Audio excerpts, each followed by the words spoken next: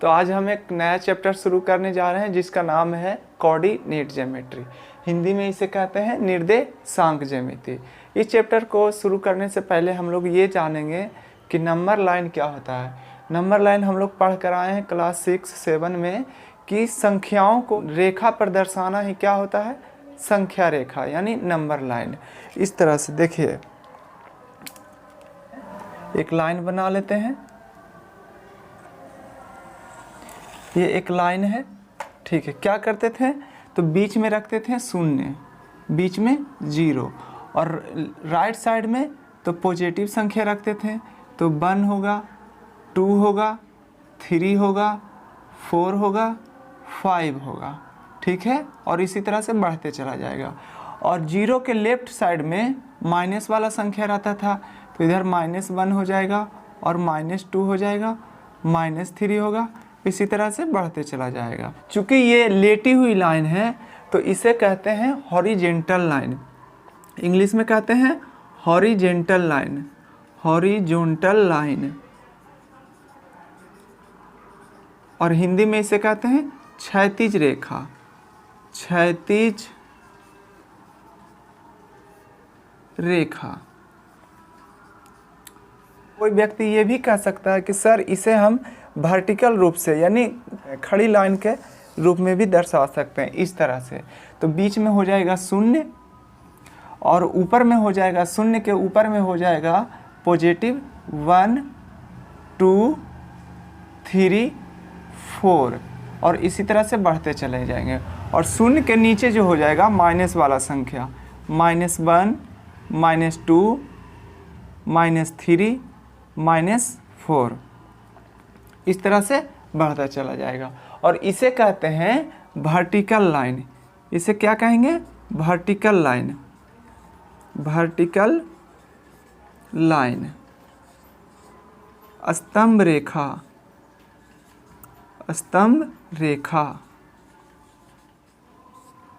तो हमने देखा कि संख्या को 2 तरह से निरूपित कर सकते हैं, या तो आप क्षैतिज लिखिए या तो स्तंभ के रूप में लिखिए। अब देखिए, इस स्तंभ रेखा को उठाकर इस पे रख देते हैं, इसे उठाकर स्तंभ रेखा को इसे क्षैतिज रेखा पे रख देते हैं, लेटी हुई लाइन पे, इस तरह से।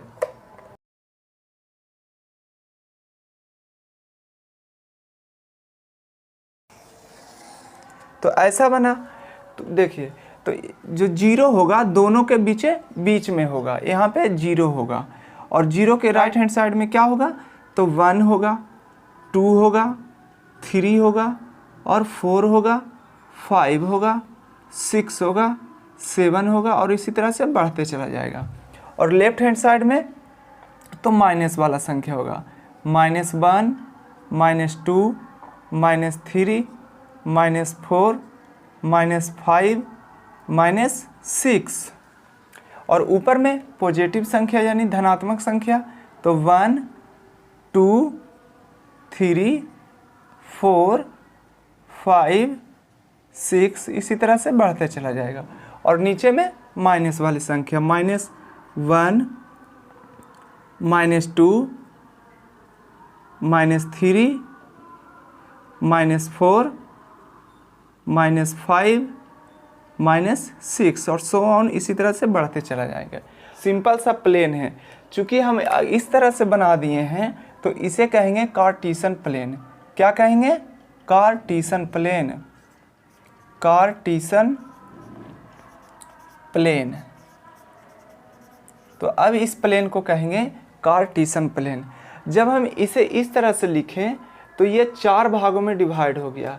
पहला भाग ये हुआ जिसे कहते हैं फर्स्ट क्वाड्रेंट। क्या कहेंगे, फर्स्ट क्वाड्रेंट, क्वाड्रेंट। और ये दूसरा भाग हो गया जिसे कहेंगे सेकंड क्वाड्रेंट, सेकंड क्वाड्रेंट। और ये हो गया थर्ड क्वाड्रेंट, थर्ड क्वाड्रेंट। और ये फोर्थ क्वाड्रेंट।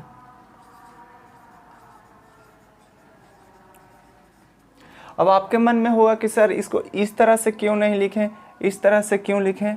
तो बाबू, मैथ में लिखने का एक तरीका होता है। हमेशा एंटी क्लॉकवाइज लिखते हैं। याद रखिएगा, घड़ी के उल्टी दिशा में, फर्स्ट, सेकेंड, थर्ड, फोर्थ, ये घड़ी के उल्टी दिशा में। हमारा घड़ी किस तरह से चलता है? इस तरह से चलता है, तो इस तरह से नहीं, हमेशा इस तरह से लिखेंगे। First quadrant, second quadrant, third quadrant और ये फोर्थ क्वाड्रेंट। और जहाँ पे दोनों लाइन कट किया है इसे कहेंगे ओरिजिन, मूल बिंदु। ओरिजिन, मूल बिंदु, मूल बिंदु।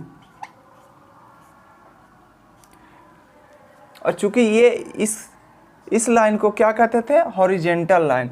तो अब इसे हॉरिजेंटल लाइन कह के ना कहेंगे, अब कहेंगे ये एक्स एक्सिस है।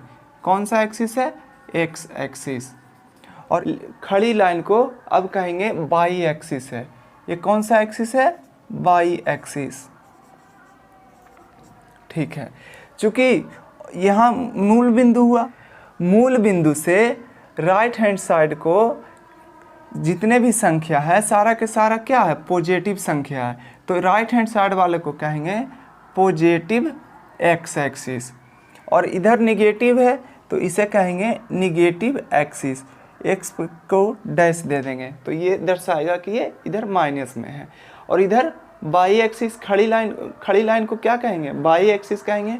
तो ये हो गया मूल बिंदु से ऊपर हो गया पॉजिटिव बाई एक्सिस और मूल बिंदु से नीचे हो गया निगेटिव बाई एक्सिस। इसको इस तरह से बाई डैश, और ये हो गया ओ, मूल बिंदु।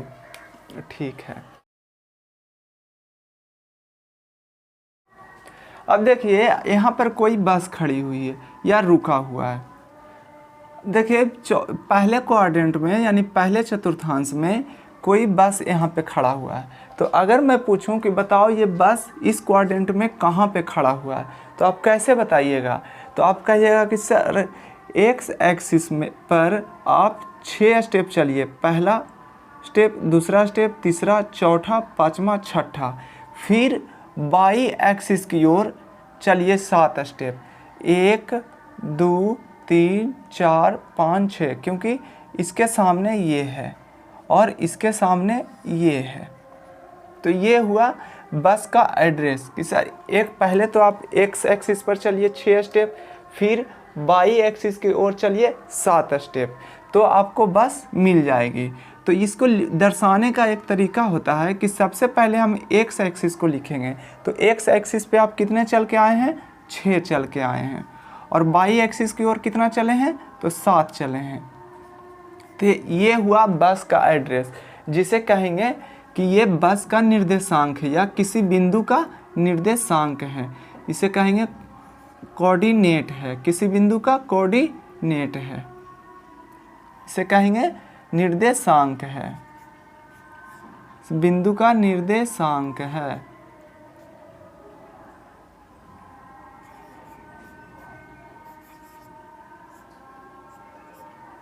तो ये इस बिंदु का निर्देशांक हुआ, जो निर्देशांक कितना है? 6,7। और निर्देशांक लिखने का एक तरीका होता है कि पहले हम लोग लिखेंगे x को, फिर लिखेंगे y को। अगर आप पहले y लिख दें या फिर आपने x लिखा है तो वो गलत हो जाएगा, क्योंकि हमेशा पहले x को लिखते हैं फिर y को लिखते हैं।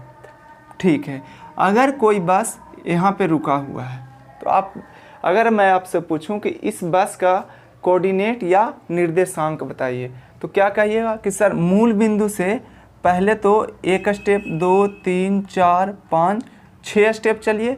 मूल बिंदु से एक्स एक्सिस पर 6 स्टेप चलिए, तो आप यहाँ पहुँच जाइएगा 6 स्टेप। ठीक है, फिर बाई एक्सिस के ओर कितने चलिए? 5 चलिए। पहला, दूसरा, तीसरा, चौथा, पाँचवा, यानी 5 स्टेप चलिए तो आपको बस मिल जाएगी। तो इसका निर्देशांक अगर पूछें तो आप कहिएगा कि एक्स एक्सिस पे चले हैं -6 और बाई एक्सिस की ओर चले हैं 5।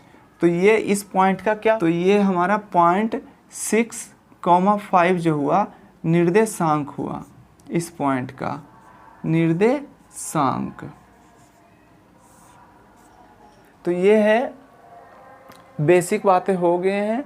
नेक्स्ट वीडियो में हम लोग करेंगे एक्सरसाइज का क्वेश्चन आंसर।